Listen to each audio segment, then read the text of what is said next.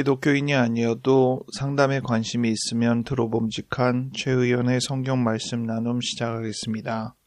11월 24일 성령 강림 후 제27주 마지막 주를 위한 말씀으로 사무엘상 23장 1절부터 14절 말씀을 가지고 결국 남는 것이라는 제목으로 말씀을 나누겠습니다. 이번 주에 문득 그런 생각을 했어요. 우리의 본성이 참 단순하고 또 유치하고, 그런데 그 본성을 무시할 일이 아니다. 그 기본에서 우리가 말하는 고상한 또 품격 있는 성품들이 나오는 것이다 생각을 했죠. 산수로만 따져도 우리가 숫자 배우고 덧셈, 뺄셈, 곱셈, 나눗셈 배우는 그런 아주 기초적인 단계의 과정을 거치지 않고서는 중학교나 고등학교 그 이상의 수학적인 공식이나 여러 논리들을 이야기할 수가 없잖아요. 그렇듯 기본은 벗어나는 것이 아니라 늘 그 바탕에 깔려 있는 것이거든요. 그런데 성품을 이야기할 때는 기본에 해당되는 것들이 유치하다, 원초적이다 라는 이유로 상위 등급에서는 무시되고 오히려 그러지 말아야 한다, 이렇게 이야기하는 부분으로 넘어갑니다. 프로이트는 인간의 가장 기본적인 본성으로 성욕과 공격 욕구를 언급했잖아요. 사람이 성장하면서 고상해지면 그런 원초적인 욕구에 빠져서는 안 되는 것처럼 말을 하게 됩니다.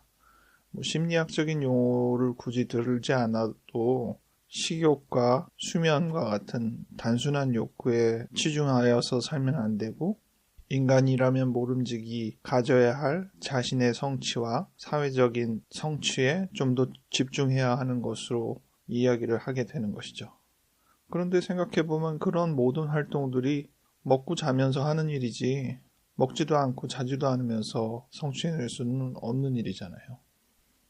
우리의 대부분의 경험들이 그렇게 1차적인 원형의 단순함에서 2차적인 보다 정교하고 복잡하고 고상한 단계로 넘어가는 것이 진행인데, 결국 그것도 그 원초적인 단순한 기본적인 본성을 벗어나는 것은 아니다.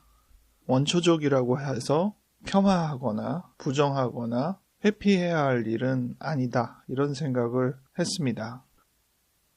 올 1년을 이렇게 돌아볼 때 나름 고상하고 숭고한 일에 집중하는 부분도 있지만 가장 본성적이고 기본적인 부분에 얼마나 충실히 했고 충분히 가치 있게 여겼는지 되돌아보게 되더라고요.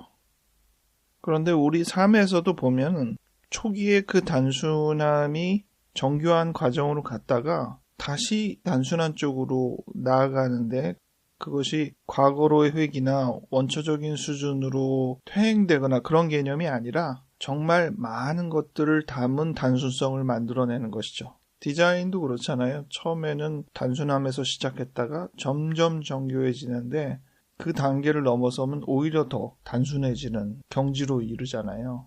정말 많은 시행착오를 거쳐서 이루어진 단순성이라고 볼 수 있거든요. 하지만 얼추 보면은 초기에 시작한 그 단순성과 별반 다르지 않아 보이는 느낌이란 말이죠. 1차적, 2차적인 단계를 넘어서는, 신앙에서는 그 표현을 초월이라고 하거든요. 오늘 제가 사무엘상 23장을 본문으로 선택했는데, 방금 얘기했던 인간의 본성에 대해서 생각하는 것과 좀 더 일치하는 본문이었기 때문에 골랐습니다.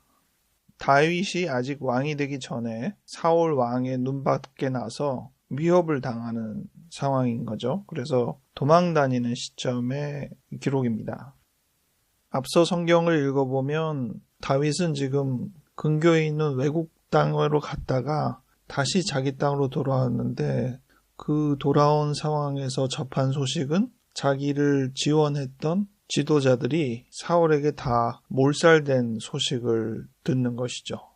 오로지 한 사람만이 지역에서 빠져나와 다윗에게 합류하면서 그 소식을 전해줄 수 있었던 것입니다. 그러니 얼마나 다윗 입장에서는 지금 괴로운 심정이겠어요. 그런데 하필이면 이스라엘 땅 중에 그일라라는 땅에서 블레셋의 침공을 받았습니다.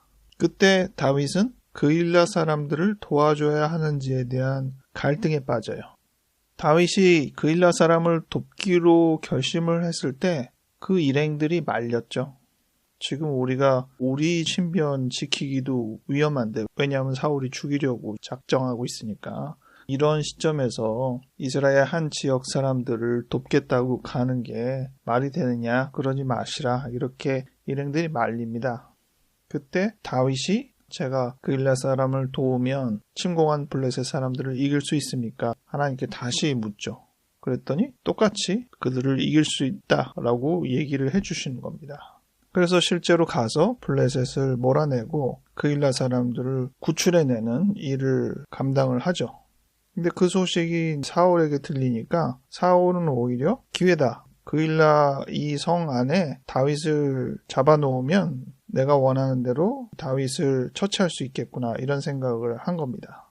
이 소식이 또 용케 다윗에게 도달되자 다윗은 아히멜렉의 아들 아비아달, 그가 가져온 에봇, 성전의 성물인 것이죠. 그것을 가져다가 기도합니다. 앞서서는 에봇을 가지고 기도하지 않았는데 그 뒤에는 에봇을 가지고 기도해요. 과연 사울이 잡으러 올 것입니까? 물었더니 온다, 이렇게 얘기를 하는 거죠.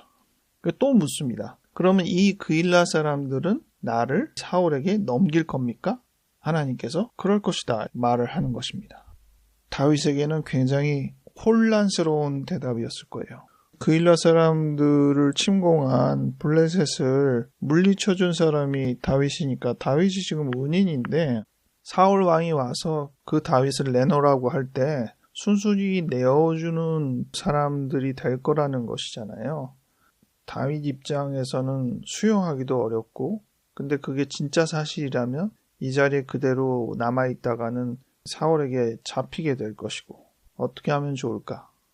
선택의 여지는 남아서 사울에게 잡히거나 도망가서 사울을 피하는 것이겠죠. 좀 고약한 또 다른 선택도 있어요. 그일라 사람들을 해치는 것이죠. 그일라 사람의 배반이나 다름없을 상황들이 벌어지기 전에 그들에게 응분의 대가를 치르게 할 수도 있었을 것입니다. 그런데 다윗은 그저 그일라 지역을 벗어나 다른 도피처를 향해 간 것으로 이야기가 넘어갑니다. 지금 이 설명 중에 가장 기본적이고 원초적이고 근원적인 본능, 그리고 그보다는 조금 더 고상하고 복합적인 그런 심성, 이런 것들을 대비해서 생각해 볼 수 있는 부분이 있을까요? 저는 앞서서 얘기했던 에봇, 그리고 하나님께 질문하는 것, 이것이 근원적인 부분이라고 생각합니다. 동화의 한 장면처럼 동물과 이야기도 하고 또 신과 이야기도 하고 굉장히 멋지긴 하지만 우리 현실에서는 벌어지지 않는 것이잖아요. 그럼 그런 원초적인 것 말고 조금 더 경험에 의해서 다듬어진 복합적이고 고상한 부분은 무엇일까? 그것은 다윗 자신이 이 경험을 통해서 갖는 고뇌와 갈등이 아닌가 싶습니다. 성경에서는 내용이 단순히 하나님께 묻고 하나님이 그렇다라고 할 때 간 것처럼 되어 있는데, 그 부분을 원초적인 개념을 제외해서 보자면 다윗이 승산이 있는지에 대한 현실적인 고민을 했었을 거라는 거죠. 그리고 그일라 사람들을 구출한 다음 이후로 사울이 온다는 소식을 들었을 때 진짜 사울이 오는지, 또는 사울이 오면 이 그일라 사람들이 나를 넘겨줄지, 이러한 부분에 대한 것도 성경에서는 에봇을 두고 기도하는 것처럼 나오지만 그들이 그 현실성에 대해서 고심하고 갈등했다는 것이죠. 그것이 보다 사실적인 측면이라고 생각을 합니다. 그런데 그것으로만 끝나는 게 아니라 우리가 앞서서 초월에 대한 부분을 이야기한 것처럼 인간이 갖는 이 고민과 사유와 여러 가지의 측면들을 넘어서서 하나의 결단을 내리고 중요한 뜻을 세우고, 오늘 본문에서 그런 초월적인 단순성을 저는 사랑과 관용에서 찾았습니다. 그일라 사람들을 과연 돕는 것이 어떨까? 전쟁에 승산이 있나? 여러 가지를 따지지만 가장 큰 근원은 그일라 사람들에 대한 애정이라고 볼 수 있거든요. 전쟁의 승패에 대한 어떤 부분보다도 훨씬 중요한 논점이지 않나. 그 우선순위를 그들에게 둘 수 있는 정도의 판단, 그것이 초월의 부분이라고 충분히 생각할 수 있을 것 같고요. 또 그일라 사람들이 배반할 수 있을 거라는 걸 알 때 그들에게 특별한 보복이나 응징 없이 우리가 할 일은 충분히 했고 우리는 이 자리를 떠나는 게 옳다 판단한 것, 이것도 굉장히 중요한 단순성이라고 생각하거든요. 이것은 그들을 너그럽게 받아주자, 관용이라고 할 수도 있는데 참 쉽지 않은 거잖아요. 그 단순성 속에는 많은 복잡한 갈등이 녹아서 결정체를 이루었다는 생각이 들어요. 이 사랑과 관용의 초월적 단순성은 원초적인 부분과도 겉보기엔 참 흡사한 부분이 있습니다. 에봇을 통해 하나님의 뜻을 묻는 원초적인 것과 흡사하게 결국 전쟁은 살육의 가장 근본적인 본성이 드러나는 행위잖아요. 그리고 관용도 자신의 뜻을 죽이는 부분이 되죠. 그일라에 대한 애정은 리비도와도 같은 부분이 될 테고요. 극과 극은 통한다고 초월적인 단순성이 1차적인 단순성과 모양은 흡사하지만 그렇다고 그게 퇴보는 아니다. 누누이 지금 강조해 오고 있습니다. 1차적, 2차적인 단위를 넘어서서 초월적이라는 표현을 쓸 때 이 초월적이라는 단어가 꼭 비현실적이거나 신비한 그런 의미로만 생각할 필요는 없고 말 그대로 1차와 2차를 넘어서서 초월해서 생각할 수 있는 수준의 신앙이나 심성을 고려해 보면 되겠습니다. 우리가 어린아이 그리고 동물들이 갖는 맹목적이고 단순하고 원초적인 애정과 사랑을 우리 알잖아요. 그리고 커가면서 복잡한 체계적인 헌신과 사랑도 경험하고, 하지만 그걸 또 넘어서서 결정체를 이루는 그 사랑의 단순성으로 만들어질 때 어찌 보면 그것이 어린아이나 동물들이 보여줬던 그 단순한 특성과 매우 흡사해 보이긴 하지만 그 자리에 이르기까지의 과정을 생각해보면 단순히 이것은 회귀하는 것이나 후퇴하는 것이나 퇴행하는 것이라고 말할 수가 없죠. 우리가 우리의 심성을 생각할 때도 단순성에서 복잡성을 지나 더 큰 단순성을 경험하는 우리의 삶을 대입해보며 대망의 1년을 마무리하는 그런 개념으로 이번 한 주를 지내보면 좋겠습니다. 성령 강림의 마지막 주를 왕국주일이라고 부르거든요. 결말이라는 뜻입니다. 그래서 오늘 제목도 결국 남는 것이라고 제가 정했습니다.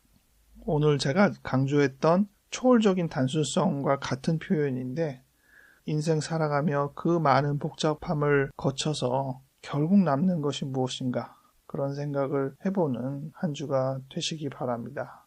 기도하겠습니다. 하나님, 우리의 달력으로는 한 달이 남았지만 교회력에 맞추어서 이번 한 주를 올 한 해의 마지막 주로 삼아 우리가 이 1년을 어떻게 보내는지 되돌아보려고 합니다. 여러 부분에 우리가 신경 쓰며 살아왔는데 결국 무엇이 남았는지 되돌아보게 하여 주시옵소서. 우리에게 결국 남는 그것을 통해서 우리가 기뻐하고 하나님께 감사할 수 있게 도와주시옵소서. 감사하고 예수님 이름으로 기도하였습니다. 아멘.